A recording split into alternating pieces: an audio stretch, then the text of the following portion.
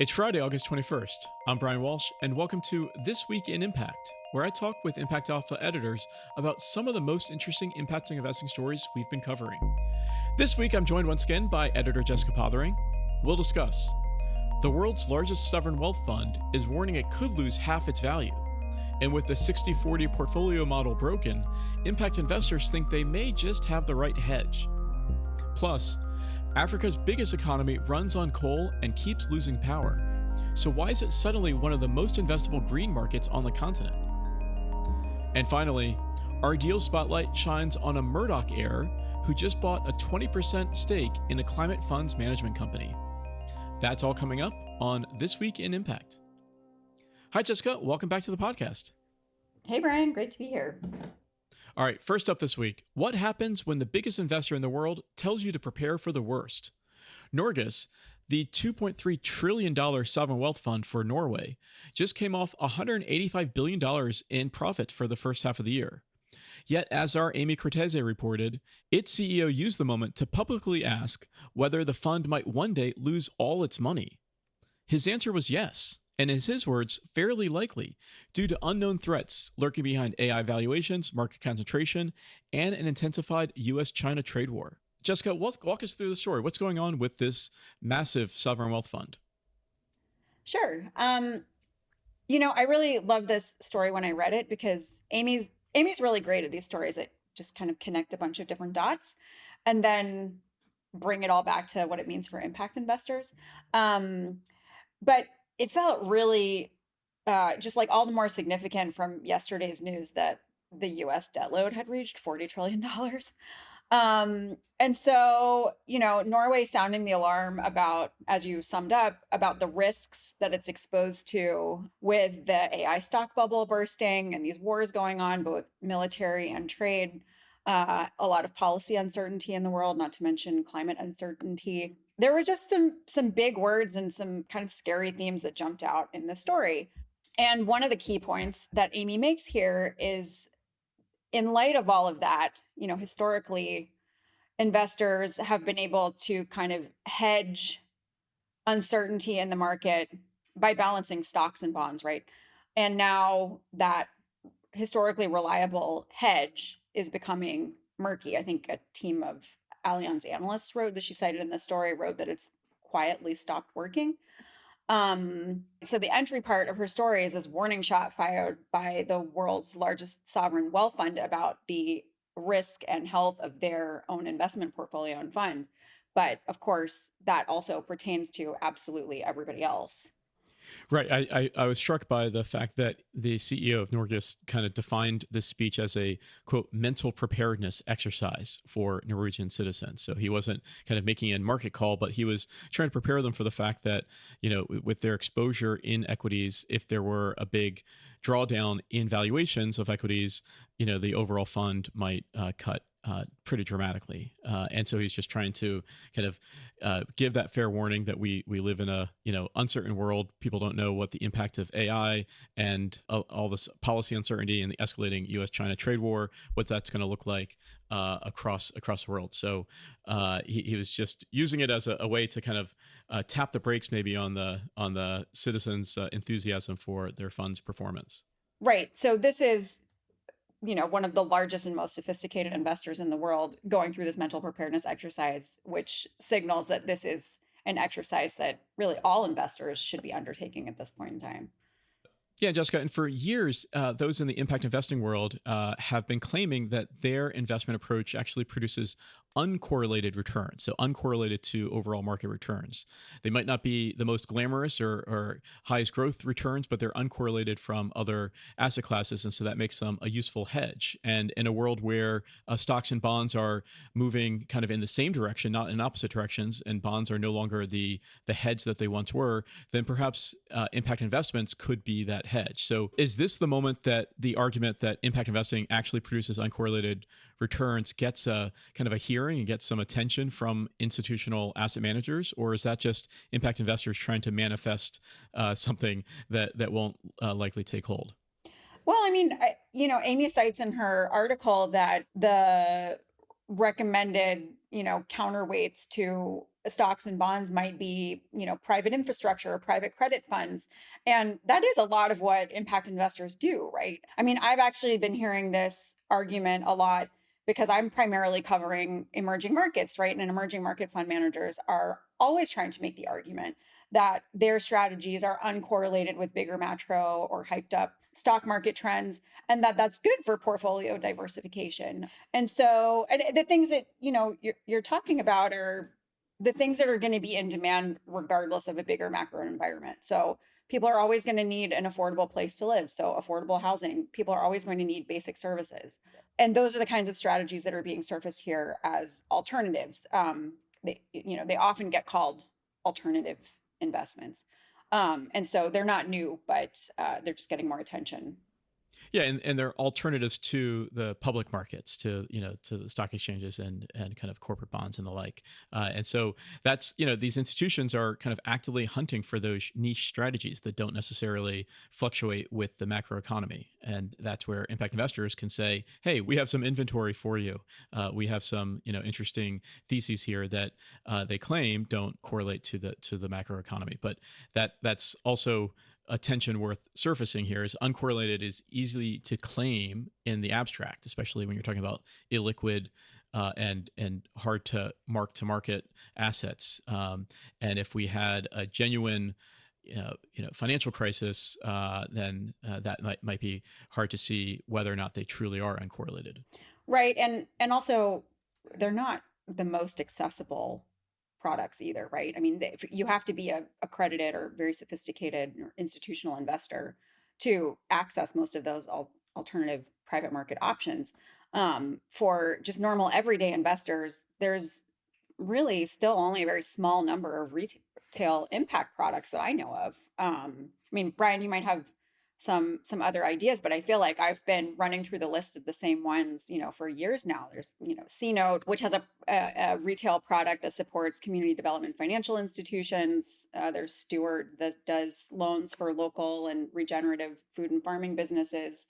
Actually, our colleague Rudgali Sinitis spotlighted one in the Canadian market this week from Ottawa Community Land Trust that is offering bonds for affordable housing preservation. But really, there's still just a very limited range of products that you could consider those kinds of alternatives for retail impact investors.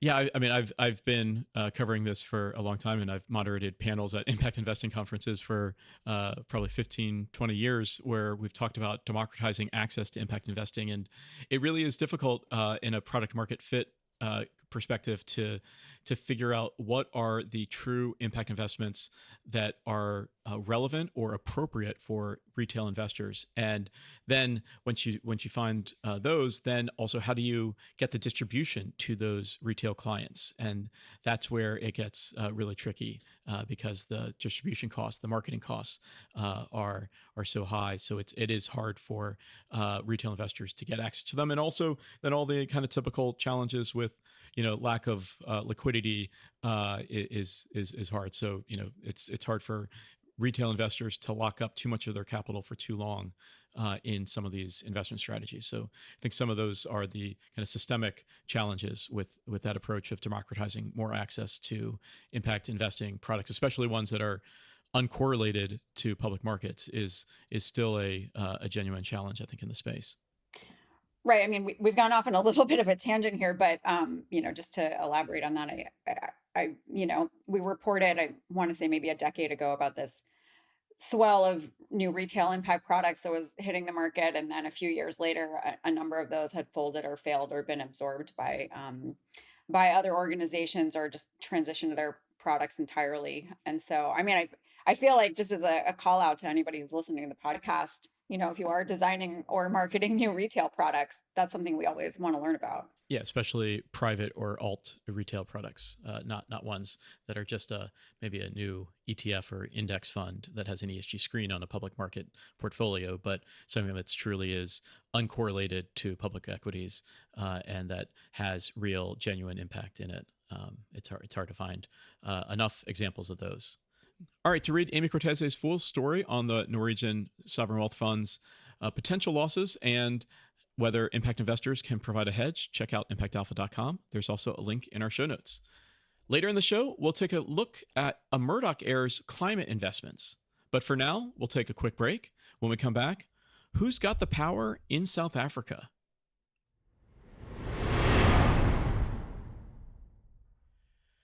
Next up, South Africa is trying to buy its way out of the dark.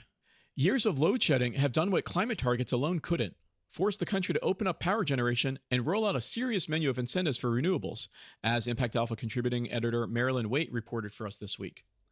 Jessica, the framing of Marilyn's piece is that South Africa has become an ideal environment for climate finance. But the thing actually driving the investment is grid failure, not decarbonization. So the country isn't necessarily transitioning off coal, it's just adding electrons to its grid wherever it can get them. So does that distinction matter to investors, or is a megawatt just a megawatt? Well, I mean, to be clear, South Africa does have a plan to transition off of coal. I mean, I think I was at this mining conference in Cape Town back in February, and coal was a big theme there. I think I've mentioned that on the podcast before. And there are so many jobs that are tied up in the coal industry in South Africa that the conversation around coal is couched very carefully there. But there is a very clear plan and interest and trajectory to getting more renewable power into the grid and beginning a transition away from coal dependence. Especially because, as you mentioned, grid failure has been a longstanding issue in South Africa. Often they'll go through phases of scheduled blackouts just because there isn't enough power coming into the grid to meet supply.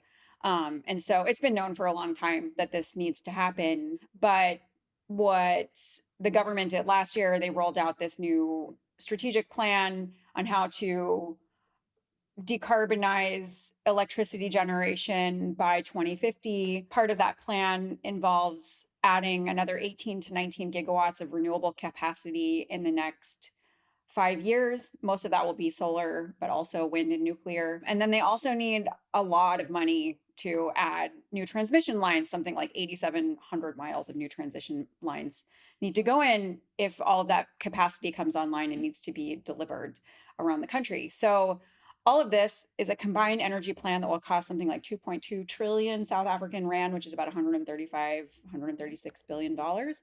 It's very expensive. And so, yeah, I think that's sort of laying the groundwork for a lot of opportunities for both retail and sophisticated investors alike to plug into this green transition plan. Now, the South African government has a whole menu of incentives that they've rolled out. 150% tax deductions, green bonds of the Johannesburg Stock Exchange, a privatized generation market, and over 11 gigawatts of installed solar. So what is the role of both public and private markets in this space? And this piece that Marilyn put together, and this piece is actually part of a series that Marilyn has been writing for us on how investors can engage in climate opportunities in global South economies. So South Africa being one of the spotlights. And what's interesting about South Africa compared to some of the other examples is South Africa actually does have a very robust stock exchange and public market. So the easiest way she identifies for investors to plug in is to go through the Johannesburg Stock Exchange, which is the biggest stock exchange in Africa. And she's identified a number of just individual company listings that are supporting the green transition. There's a battery manufacturer, there's a electric wires and cables manufacturer, there's a copper company, which of course is mining one of the critical transition minerals. But then she also identifies a couple of ESG screened indexes. There's, as you mentioned, the listed bonds that are, there's a portal for green, social, and sustainability linked bonds on the exchange. There's even a diversity and inclusion focused exchange traded fund, which is not really green focused, but it's nevertheless a cool offering given South Africa's long-standing and extreme racial inequality. And the fact that many of the jobs that are at risk and also being created through this green transition are lower skilled frontline jobs that are largely done by Black South Africans and immigrants. There isn't yet a climate focused ETF on the exchange, but as the opportunity grows, I'm sure there will be a lot more overlap that's available for just a public market listing and investment. Yeah, as Marilyn's piece pointed out, there aren't enough listed climate solution companies to build a dedicated ETF. According to Carbon Collective's database, there's just four. So that's not enough to kind of build an ETF at this point. No, not yet. And there's another pretty significant drawback to the public market option in South Africa, which is the fact that the Johannesburg Stock Exchange only trades in South African rand, and multi-currency listings aren't available. So it works well if you're based in South Africa or in another rand economy in Southern Africa, but could be a little trickier for foreign investors. So, Jessica, where is the capital going to come from to finance South Africa's growing renewable industry here? Is it going to come from homegrown local capital or from outside capital? Likely a mix of both. Probably both is needed. Certainly both is needed. South Africa was one of the four countries that signed on for the Just Energy Transition Partnership, or a JETP, that was meant to help highly dependent coal economies in the global south mobilize international capital to scale back their coal dependence over time. South Africa's JETP is actually scheduled to expire next year, and it was looking to mobilize about $100 billion. And I think only about 10% of that has been mobilized from international investors so far. So that's pretty far off the mark. Well, you might see it as only 10% full, but I see it as 90% room for growth. Well put. So I know this isn't the only country that Marilyn has been profiling. Who else is she looking at? No, this is just the latest in a series that she's done for us, as I mentioned. So some of the other markets that you can read about if interested are Zimbabwe, Senegal, Bangladesh, Mexico, all outlining a wide variety of climate transition and climate resilience investment opportunities for anyone from foreign investors to domestic and retail to sophisticated institutional investors alike. All right, but to read Marilyn Waite's piece on South Africa's renewable industry, check out impactalpha.com. We also will have a link in our show notes. For now, we're going to take one more final quick break. When we come back, how a Murdoch heir just took a stake in a climate fund. Finally, this week, we shine our deal spotlight on All Aboard, a climate coalition that fell short of its funding target. All Aboard launched last September with a big idea and a bigger number. $300 million was the target to co-invest alongside top climate VCs. It only closed at $133 million. But as Amy Cortese reported for us, the more interesting story is who showed up late to the investment. Jessica, on the surface, this is a first-time fund that raised less than half of what it announced. But the principals are already talking about funds 2, 3, and beyond. So what's going on here? This was another great story that Amy reported this week. What I thought was interesting about this was we actually covered the news last week of All Aboard Coalition closing its fund. And as you mentioned, how far below their fundraising mark they fell. They raised $133 million compared to their target of $300 million when they launched last year. I guess just to back up, All Aboard Coalition was this climate investing initiative that was set up by a group of climate VC firms, including big names like Breakthrough Energy Ventures and Khosla Ventures, with this goal of raising $300 million for a vehicle that would co-invest alongside its members in growth stage climate tech deals as a way of mobilizing more money to support growth stage companies getting to commercialization. But the news about that last week, of course, was they just didn't come anywhere close to their fundraising milestone. But then Amy went back to take a look at where All Aboard had actually been successful and heard from one of the fund's biggest investors, the MacDoc Group, which is the family office of Prudence Murdoch, one of the children of media mogul Rupert Murdoch and her husband. And they're not only All Aboard's biggest investors in the fund, they also own 20% of the GP that's managing the fund, the All Aboard Investment Management Company. So Amy spoke to the head of MacDoc Family Office, Mike Ramsey, who shared a bit about why Prudence Murdoch and her husband are backing this strategy. Yeah, and I was interested, and Ramsey is also joining the management company board and will observe the investment committee for the All Aboard management company. So what's Ramsey's thesis here for why the MacDoc family office is taking this equity stake in the GP? Well, the big picture view that he painted for Amy was that the MacDoc family office thinks long-term and intergenerationally about everything that it does. And that seemed like a notable statement given the long-running Murdoch family inheritance legal drama that just concluded, with Prudence's brother Lachlan winning control of Fox and News Corp, and the other three siblings, Prudence included, sharing a $3.3 billion payout.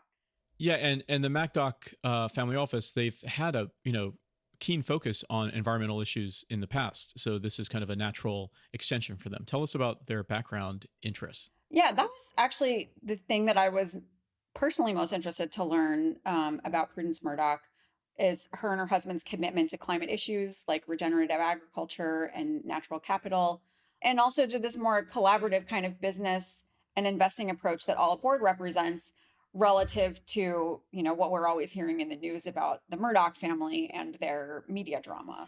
So walk us through how the all aboard model works. What's the trigger mechanism for this co-investment into these companies? Well, All Aboard's fund will co-invest alongside its members. I think there have to be at least 3 members involved in a deal before All Aboard will come in. But the idea is that they're leveraging each other's due diligence to be able to multiply the capital that's going into these promising climate solutions to ensure that a number of them are able to not only commercialize, but reach that desired unicorn status. Yeah, and since we've been covering All Aboard since its announcements, their focus really is on the capital-intensive climate businesses that need, that intense capital to build out their first-of-a-kind models or to commercialize their really capital-intensive businesses. Right, and that's where the climate funnel becomes stuck, because there just isn't enough of that kind of capital. So this model is designed to ensure that those VCs are able to not only put their own capital to work at the right time, but they're able to bring others in to do that as well. As Ramsey, the CEO of the MacDoc family office, told Amy, it's not just a network, but it's a club. And who wouldn't want to be a part of a club? That's the truth, especially in venture capital. All right, to go deeper on this, check out Amy's story. The Murdoch heir seeks to set All Aboard Climate Coalition up for long-term impact. That's on ImpactAlpha.com, and there's a link in our show notes. But that's going to do it for this episode of This Week in Impact. Thank you for joining me today, Jessica. Thanks a lot, Brian. And thank you all for listening. This Week in Impact is a production of Impact Alpha and part of the Impact Alpha podcast network. Smart conversations by and for impact investing professionals. For exclusive stories and insights about the world of impact investing and sustainable finance, join thousands of other agents of impact by subscribing. Just go to impactalpha.com/subscribe for full access. Thanks, as always, to our producer extraordinaire, Isaac Silk. For Jessica Pothering, I'm Brian Walsh, Managing Director of the impact advisory firm Human Nature. We'll see you next week for more Impact.